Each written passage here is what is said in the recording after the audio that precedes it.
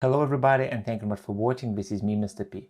If you browse through my channel, you will find a playlist by the name of Raspberry Pi server plus Samsung DeX, where I'm demonstrating how you can convert Raspberry Pi into your home server that can be used with your Samsung DeX.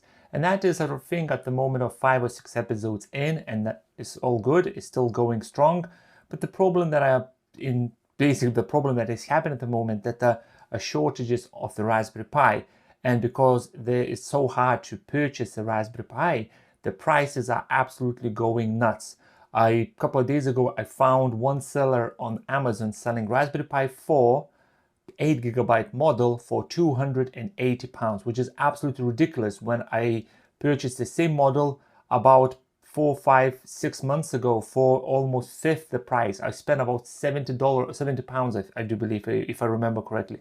So yes, you can convert Raspberry Pi to your home server used with Samsung DeX, but then at the current state of the prices that the Raspberry Pis are selling and the shortages of the Raspberry Pi stock, it's not feasible, or it's like hard to find one to purchase. And the second is basically you don't want to spend £200-300 for this size computer just to have something like a home server to use with Samsung DeX. So I started looking into alternative and decided to create another playlist by the name of Proxmox plus Samsung DeX. And for this to work, I purchased second-hand computer, this one. This is the Dell i5 CPU, I do believe, with 250 SSD as a main drive and 1 terabyte as additional internal drive. And this computer cost me, I think I paid about £70 or £80. So it's like 3-4 times cheaper than going and purchasing the Raspberry Pi.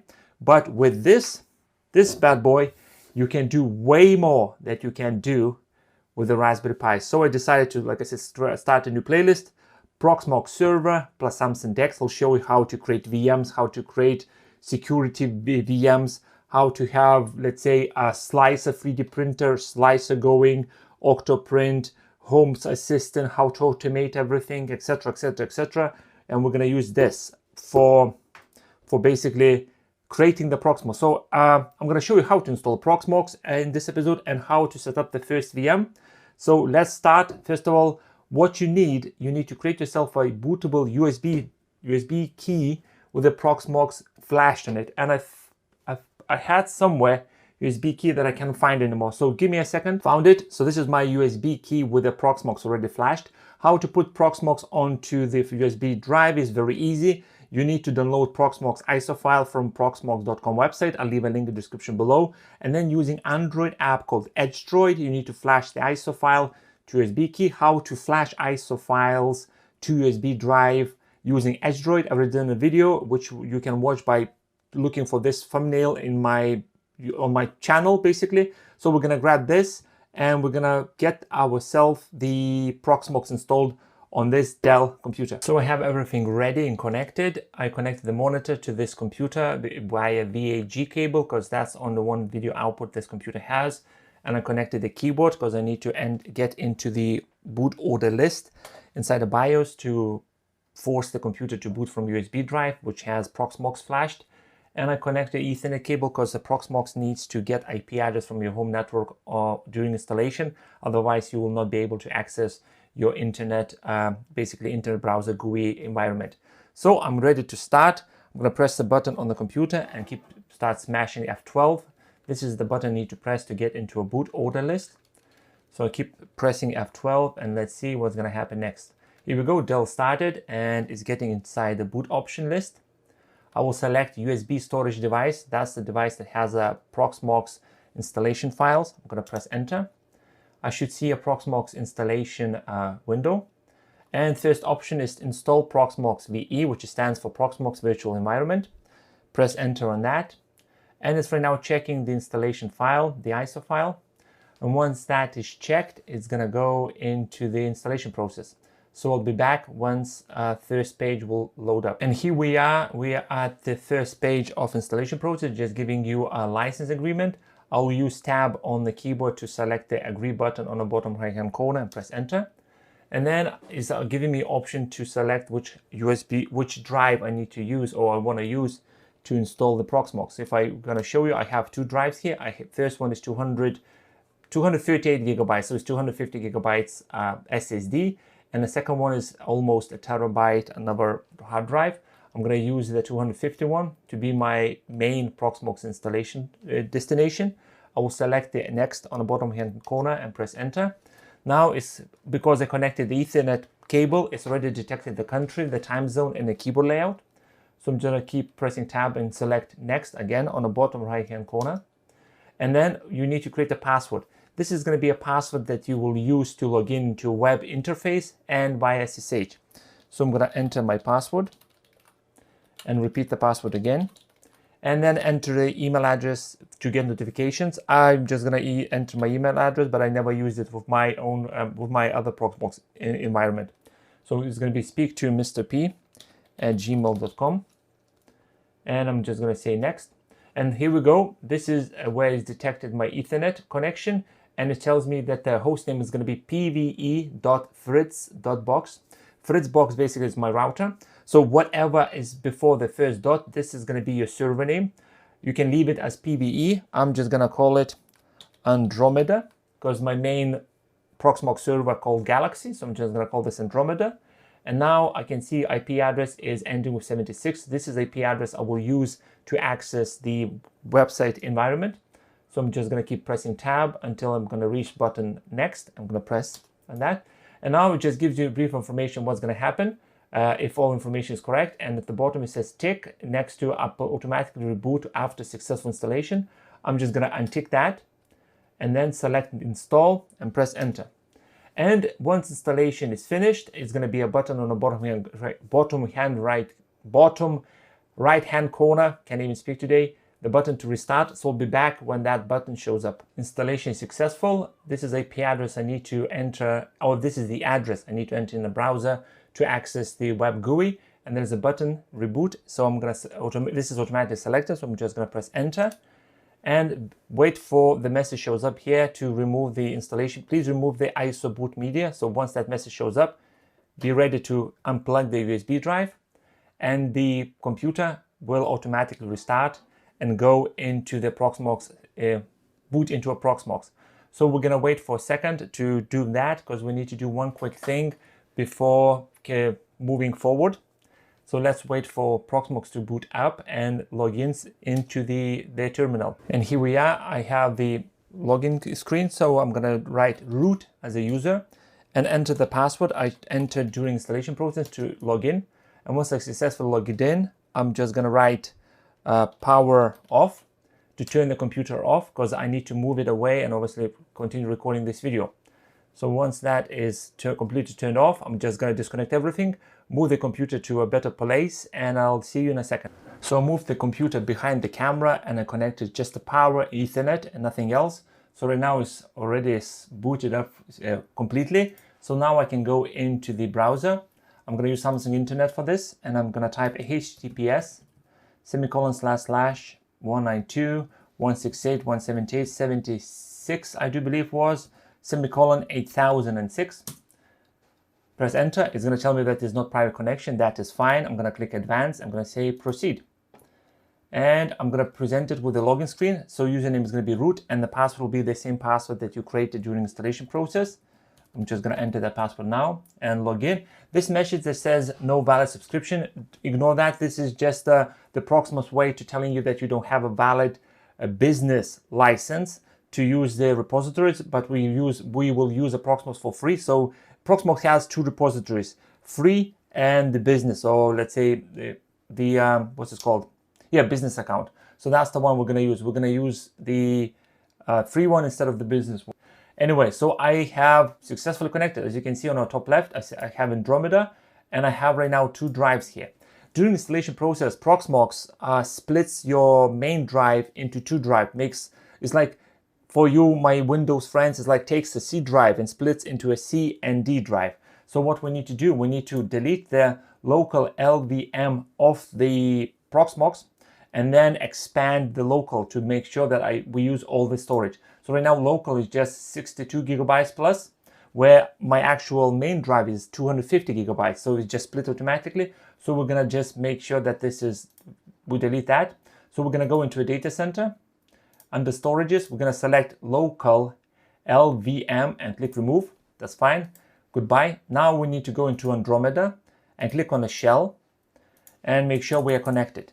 The commands that I'm about to run, you'll find them in the description below. So I'm just gonna quickly pull them from my Google Keep. Here we go. So first command is gonna be this. I just press Ctrl+C to copy, right click and paste and press enter. So it's just gonna say, are you sure you want to delete the data folder or data drive? I'm gonna say yes. So that's been removed. And then there is two commands combined in one. And these two commands basically will expand the main storage.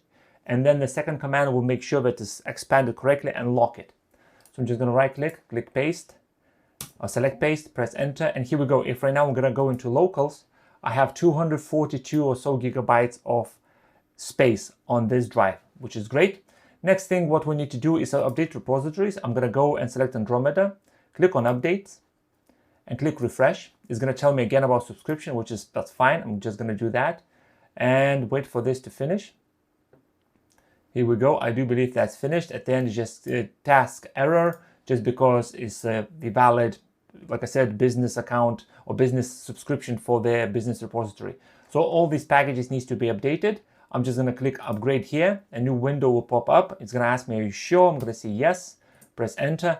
And right now, upgrade will carry on. I'll be back when this is done. Update finished. The last message says your system is up to date. Great. I can close this window.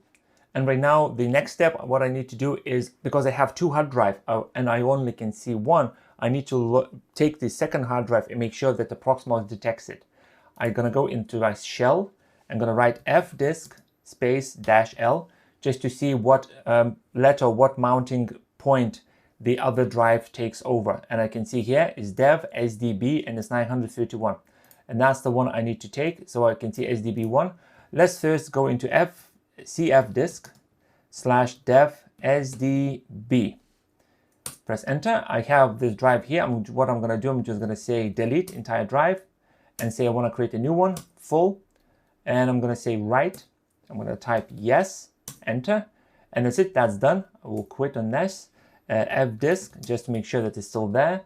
Here we go. This is where it is. I'm right now going to create the file system on that drive, which command is mkfs.ext4, and then type the link or the destination of this drive. In my case, it's going to be dev /dev/sdb1. Press enter. I'm going to say yes. Because I already had that on the Linux, just asking me, are you sure you want to overwrite it? I'm going to say yes, that's fine. So right now he's doing that. Let's wait for a second or so to finish. This is a quite quick process, 10 seconds or so. It's actually done. Now I'm going to type blkid, and just check what drive it has. It should be SDB1, which is this. Just double check fdisk-L, and it is SDB1. When I'm typing blkid, it's hard to see which drive it is, so I want to add the label to this drive. To add the label, you need to type e2 label space /dev/sdb1 or whatever letter and the number your drive gets, space internal-1tb. That's how I'm going to name it. So right now, if I type blkid, I can see that my drive that's the one. This is the drive. I'm going to select all that, UUID and etc. Select all that, right click and choose copy. Go into my Google Keep and do paste just in case, because I need that number, that UUID later. So right now I will type cd space /mnt/enter. And now check the folder content. I have only host run. That's fine. I'm going to type mkdir. And I'll type internal-1tb. So this is the folder we'll use to mount my other drive. To mount other drive, I'm just going to type nano space /etc/fs tab and press enter. Go all the way down, hashtag space, I'm going to write internal-1tb. This is a comment. Hashtag, it basically creates a comment. This is for me to reference back if I want to, or I need for some reason. I will copy the UUID that I got previously. Right click and paste. So this is UUID. After comma, I'm going to leave one space and type /mnt /internal-1tb or whatever folder you created, space ext4 space defaults 0 space 0. So this is how I'm going to type that in, and that makes this line makes sure, or basically does that the external hard drive, or not external hard drive, the other drive will automatically get mounted every time the server restarts. Now I just press Ctrl X, Y to save it, enter, and now type mount space -A, press enter. If everything worked correctly, if I'll go into internal drive and type ls, I should see a folder called lost plus found. That means that the drive is detected. But I can't see the drive here on the left because Proxmox doesn't know nothing about this drive yet. The actual terminal knows the drive exists, but the Proxmox virtual environment or Proxmox UI knows nothing about that. So we need to add it. We're going to go into data center. Under storages, we'll select add and directory. And now ID, I'm going to type internal-1tb or whatever name you want to give to this drive. And under directory, I'll need to type /mnt/internal-1tb. I'm going to select this. Under content, basically you telling the system what kind of files this hard drive is allowed to store. So I'm going to say disk images, ISOs, container templates, backups, containers, snippets, everything. I want this drive to be my main storage dump location. I'm going to say add that. And while I'm here, I'm going to select local, click edit.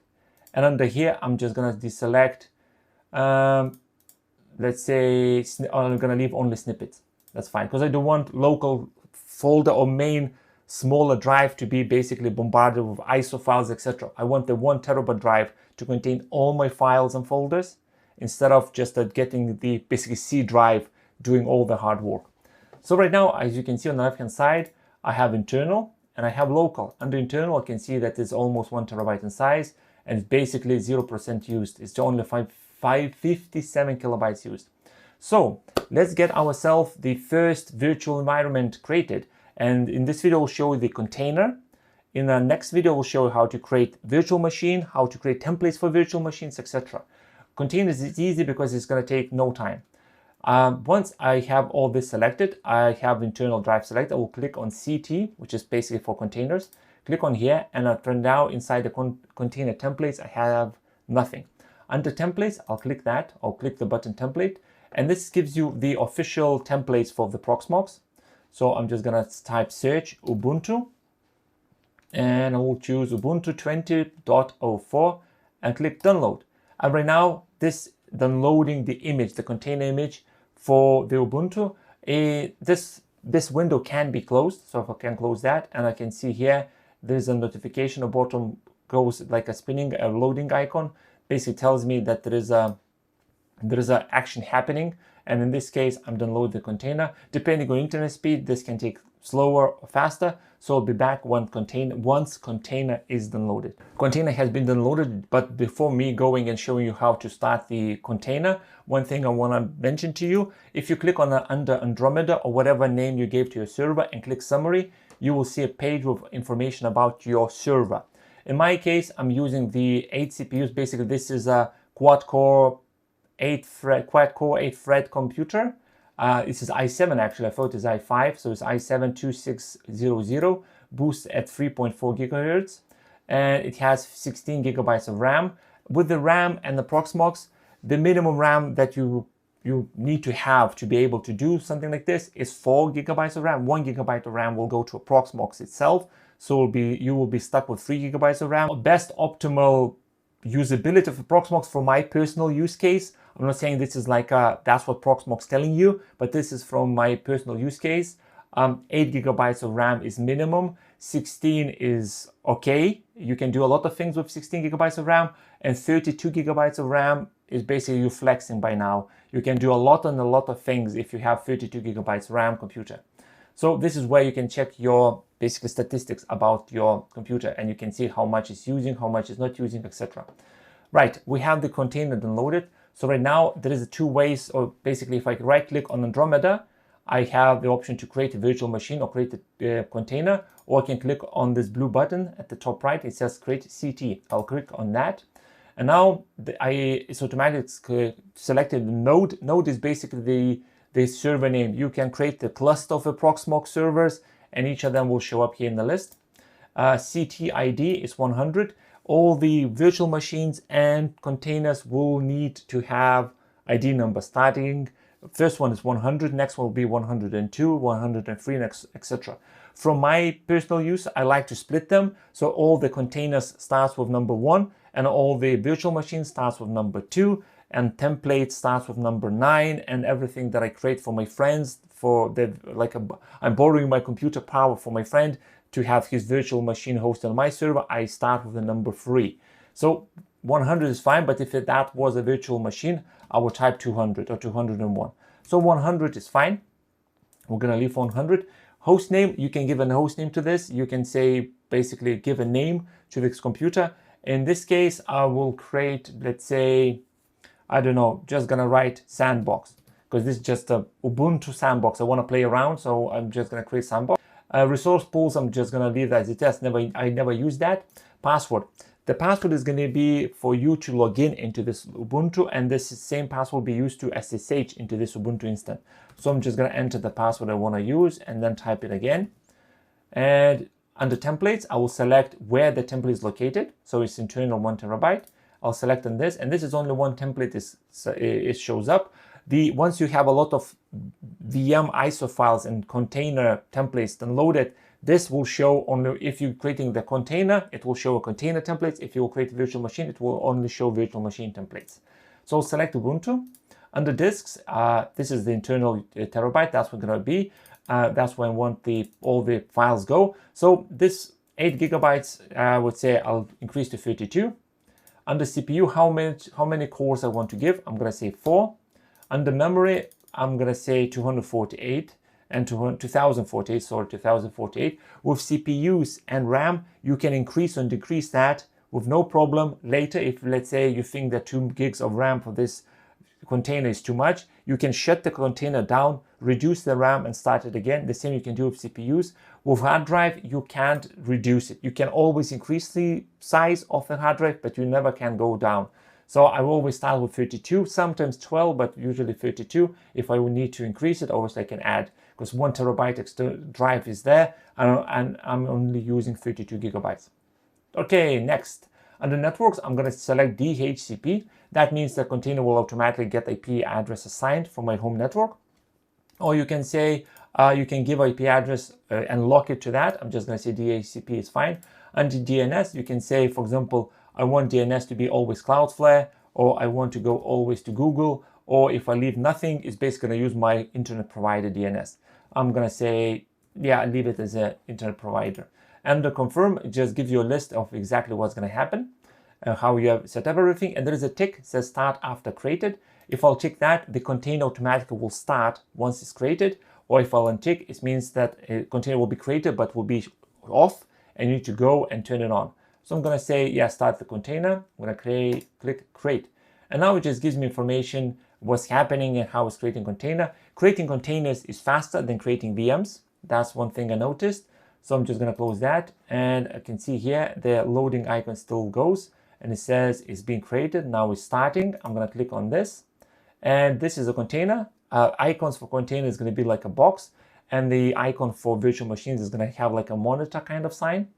So right now, the options here showing only for this. So there is a permission firewalls. I'll show you how you can do all these in upcoming videos. Networks, resources. Here we go under resources. Let's say memory, 2 gigs is too much. I can reduce down to, let's say, 1 gig, for example. And if I click OK, it's going to lock it. And next time when I shut the container down and start again, it will switch to 1 gig of RAM instead of being 2. Same I can do with the CPUs. So I have 4 cores, and obviously hard drive, like I said, you can always go up but never go down. Under summary, it gives you information pretty much a similar style as you get for your server. It tells you how much CPU, how much RAM, how much space is this container using, and all the other good stuff. Under console, it's going to go into the terminal. So right now, if I'm going to type root, and type password, which I entered. Here we go. And I am NeoFetch. Let's try right. Okay. Up install NeoFetch. I'm just going to install NeoFetch quickly and just show you that it's definitely Ubuntu. And basically, this is the Ubuntu server container running on my server, and I can have another 5 of them. All basically depends how much RAM this server has, but I can have a lot of them. On my main Proxmox server, I have, I think, about 8 containers and 4 VMs, and they're all doing different things. And I really, really like Proxmox because I can finally go and mess around and just go nuts till my heart content, just to play around and learn Linux and do all silly, stupid things without worry that once I mess something up, like for example the Raspberry Pi, I have to take the micro SD card, flash it again, put back in, etc. With Proxmox, if I messed around, I just shut the container or VM down, delete it and create a new one, or use a template, which I, by the way, will show you in upcoming video. And I think I covered everything with it, etc. Here we go. NeoFetch is downloaded. So NeoFetch, here we go. Ubuntu, and it is Ubuntu 20.04 LTS Optiplex. This is the host computer that I'm using, Intel i7, and etc. etc. And it's using 48 megabytes of RAM. When it has over 2000 megabytes of RAM. So I think 2 gigs of RAM for this server is a bit overkill. So I can say go to resources, like I showed you before. Let's go down to 1024, and here we go. It's being reduced. I don't think it reduces on the fly. Oh no, actually it does. Okay, I learned something new today. I thought you need to shut the container down. Well, you definitely need to shut the virtual machine down to reduce the RAM. I never thought you can actually hot swap the RAM like that easy. So if I go to resources and let's say I want to do 512 now. Boom. So right now it's 512. Amazing. Okay, I learned something new now. Anyway, thank you very much for watching. I hope you enjoyed this video. By the episode 3 or 4, you will see amazing things you can do with this server, because I've been using the Proxmox, my server with Samsung DeX so much in the past couple of days. It's amazing. I can basically have Linux and Windows running at the same time on my ultrawide monitor via DeX, or I can have Windows 98 and Windows 95 going just to mess around and basically nostalgic. Anyway, thank you very much for watching. Enough yapping, and I'll see you in another video. Goodbye.